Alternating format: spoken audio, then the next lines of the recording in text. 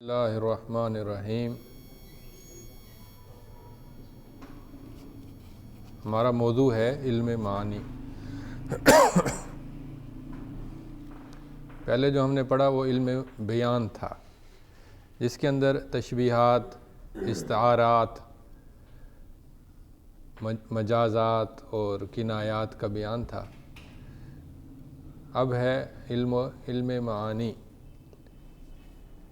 علم معانی وہ علم ہے جس میں عربی الفاظ کے ان احوال سے بحث کی جاتی ہے جن کے ذریعے الفاظ مقتضی حال کے مطابق بن جاتے ہیں۔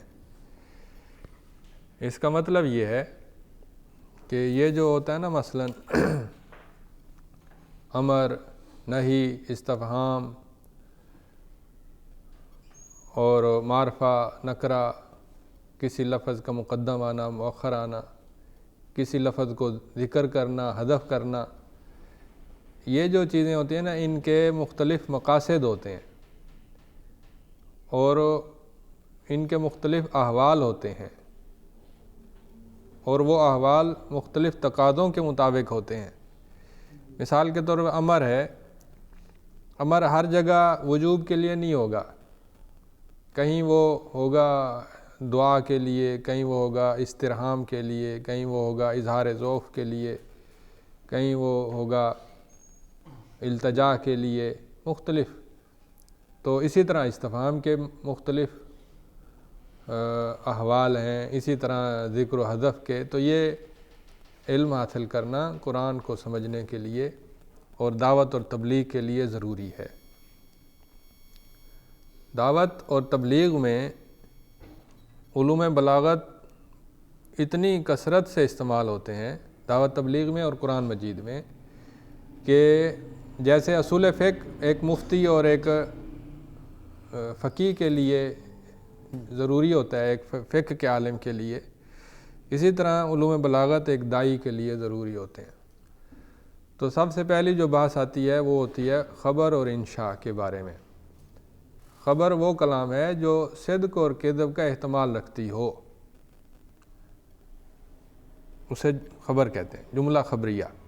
جیسے زید کھڑا ہے یا زید کھڑا ہو گیا۔ اب یہ جو کلام ہے اس میں یا تو وہ سچی ہوگی یا جھوٹی ہوگی، یعنی زید یا تو کھڑا ہوگا یا نہیں کھڑا ہوگا۔ اور انشاء وہ کلام ہوتی ہے جس میں صدق اور کذب کو نہ دیکھا جا سکے، اس کا تعلق ہی نہ ہو۔ جیسے ہم کہیں اپنے زید کو اپنے سامنے کھڑا ہو، اسے کہیں بیٹھ جاؤ، کھڑے ہو جاؤ، اب یہ تو حکم ہے، اس کا صدق کذب سے تعلق ہی نہیں ہے، ٹھیک ہے۔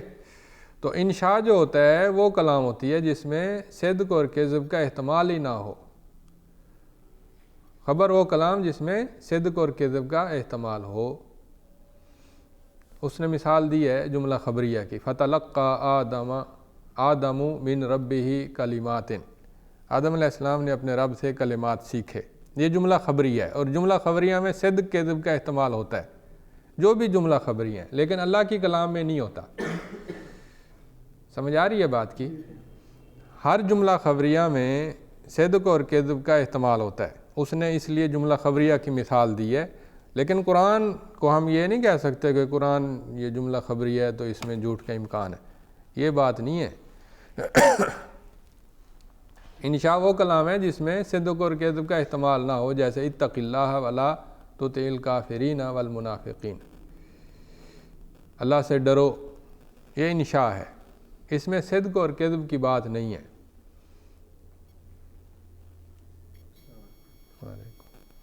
تو صدق وہ چیز ہوتی ہے جو خارج اور واقع کے مطابق ہو۔ اب صدق سچائی کیا ہوتی ہے کہ جو امر واقع کے مطابق ہو، جو بات کی جائے وہ بات امر واقع کے مطابق ہو۔ مثلا جب ہم کہیں زید کھڑا ہے، تو جو ہمارے منہ سے نکلا زید کھڑا ہے وہ تو کلام ہے، لیکن اگر حقیقت میں بھی وہ کھڑا ہے تو ہم کہیں گے کلام سچی ہے۔ سافر زید، جبکہ وہ واقعی سفر پر ہو۔ کذب جو بات خارج اور واقع کے خلاف ہو۔ ہر جملے کے دو رکن ہوتے ہیں، مسند الیہ اور مسند۔ مسند وہ چیز ہوتی ہے جس کو منسوب کیا جائے دوسری چیز کی طرف، اور مسند الیہ وہ چیز ہوتی ہے جس کی طرف نسبت کی جاتی ہے۔ مبتدا جو ہوتا ہے وہ مسند الیہ ہوتا ہے، اور خبر جو ہوتی ہے وہ مسند ہوتی ہے، ٹھیک ہے۔ اسی طرح قام زیدن، فعل فاعل ہونا تو فعل مسند ہوتا ہے اور فاعل مسند الیہ ہوتا ہے، کیونکہ فعل کی نسبت فاعل کی طرف ہوتی ہے۔ یہ چیزیں نحو کے اندر موجود ہیں۔ تو مسند الیہ کے علاوہ جو دوسرے اجزاء ہوتے ہیں انہیں قید کہتے ہیں۔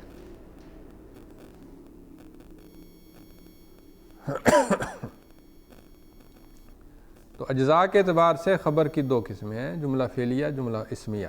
جملہ فعلیہ آپ جانتے ہیں جس میں شروع میں فعل ہو، اور جملہ اسمیہ وہ جس کے شروع میں اسم ہو۔ جملہ فعلیہ کے دو فائدے ہوتے ہیں، ایک عمومی اور ایک خصوصی۔ فاعل کے لیے معنی حدوثی ثابت کرنا ایک خاص زمانے میں اختصار کے ساتھ، یہ جملہ فعلیہ کا پہلا فائدہ ہے۔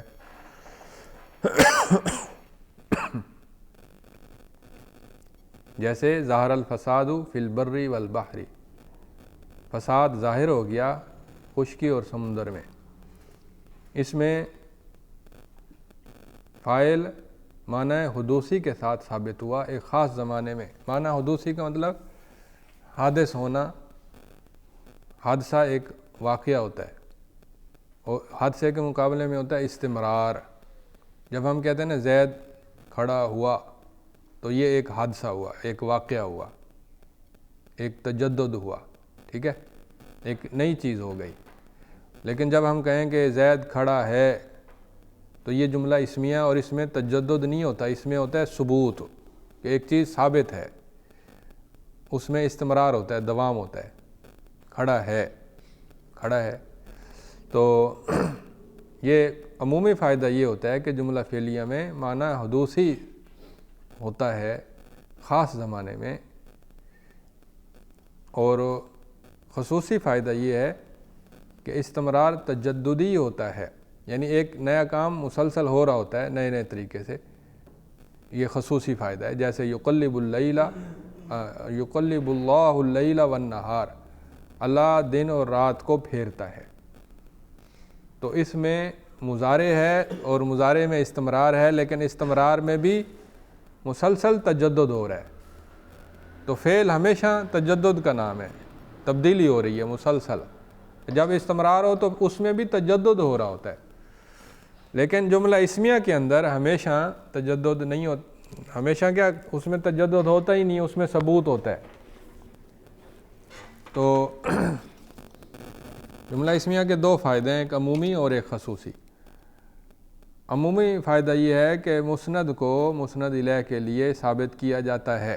یہ عام فائدہ ہے جو ہر جملہ اسمیہ میں ہوتا ہے۔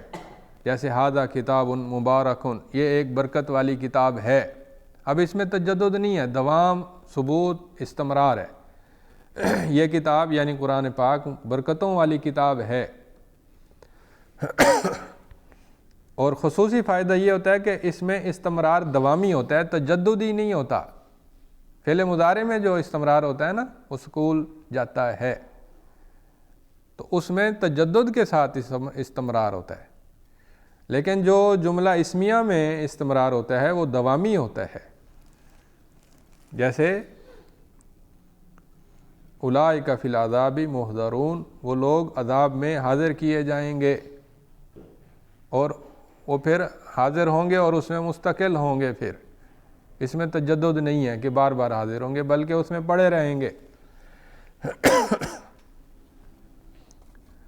تو اس کے بعد آتا ہے اغراض خبر۔ خبر کی اصل غرض دو ہیں، ایک فائدہ، عام فائدہ، اور ایک ہے لازم فائدہ۔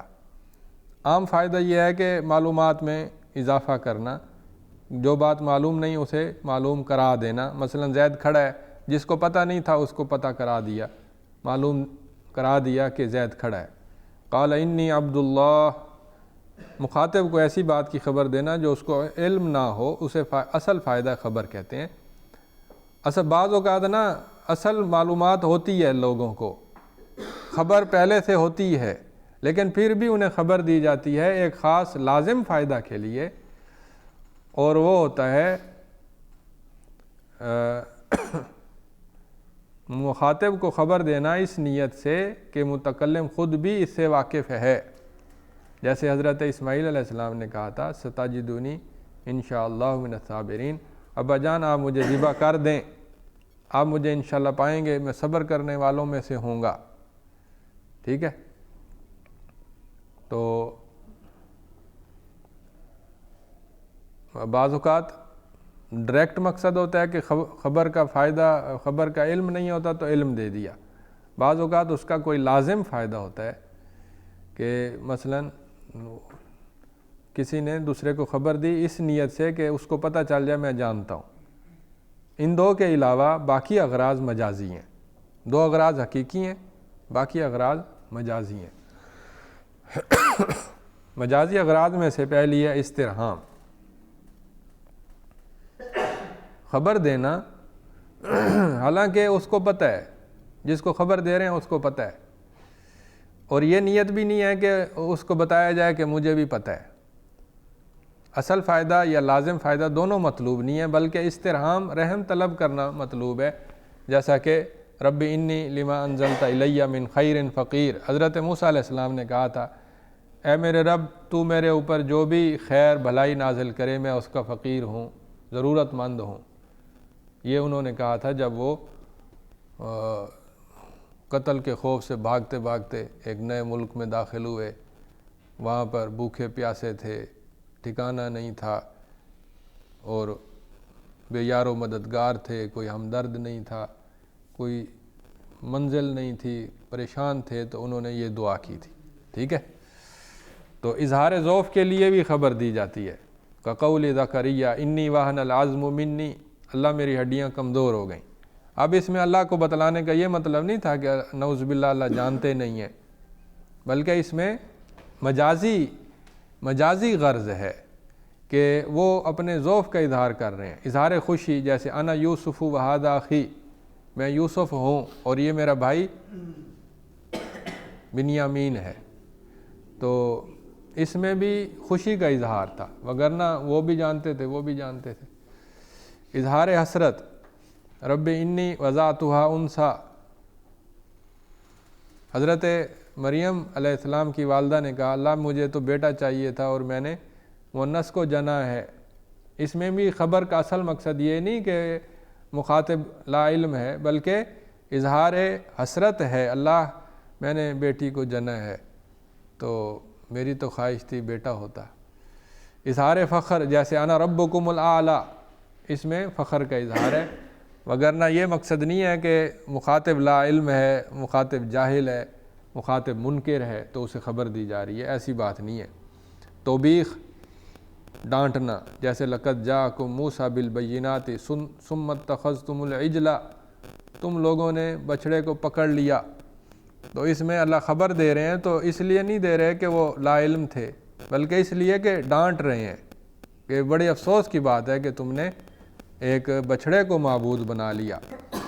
اسی طرح ارشاد، خبر کا مقصد ہوتا ہے ارشاد، جیسے کل من علیہا فان، زمین پر جو بھی انسان ہے وہ سب کے سب فنا ہونے والے ہیں، تو اس میں خبر کا مقصد خبر برائے خبر نہیں ہے، بلکہ خبر برائے ارشاد ہے کہ تم اس کی تیاری کرو، جو بھی انسان ہے وہ فوت ہونے والا ہے تو وہ اس کی تیاری کرے۔ آگے یہ ہے کہ خبر کی 3 قسمیں ہیں، ابتدائی، طلبی اور انکاری۔ ابتدائی ہوتی ہے خالی و ذہن کے لیے، جسے کچھ پتہ نہ ہو، اس کو بتانا کہ زید کھڑا ہے، یا ھذا کتاب مبارک انزلناہ، لوگو یہ ایک کتاب ہے قرآن جو ہم نے نازل کیا ہے، یہ بڑا برکتوں والا ہے۔ یہ ابتدائی انداز ہے ایک نئے بندے کو تعارف کرانا۔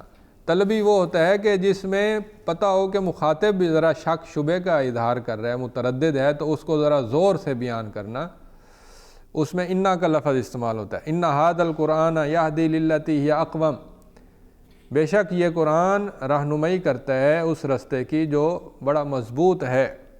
اس میں چونکہ مخاطب جو تھا وہ ذرا متردد تھا، قرآن کو مان نہیں رہا تھا، تو اس کو زیادہ زور سے بیان کیا، اور اگر وہ منکر ہو تو پھر اس کے ساتھ تاکیدوں کا اضافہ ہوگا، جیسے انہ لقرآن کریم، پکی بات ہے کہ یہ البتہ ضرور قرآن کریم ہے، لام بھی آ گیا اور انہ بھی آ گیا۔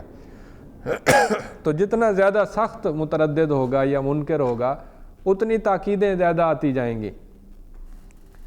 تو